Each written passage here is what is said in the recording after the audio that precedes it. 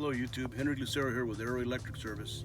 Today I'd like to talk to you about arc fault circuit interrupters. What is an arc fault circuit interrupter?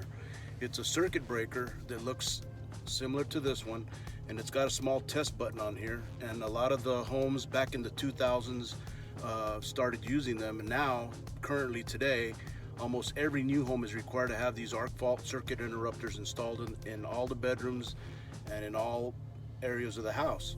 What is an arc fault circuit interrupter? An arc fault circuit interrupter detects an arc fault that's either a series arc that can be from a backstabbed outlet or receptacle connection, bad connection, or it can be a parallel arc that can be from someone putting up some pictures in the wall, or from a staple on the wire that was done when the house was constructed, and it pierces the hot conductor and the neutral conductor, or someone hanging a picture that has done the same thing, pierce that wire, so it'll detect that fault.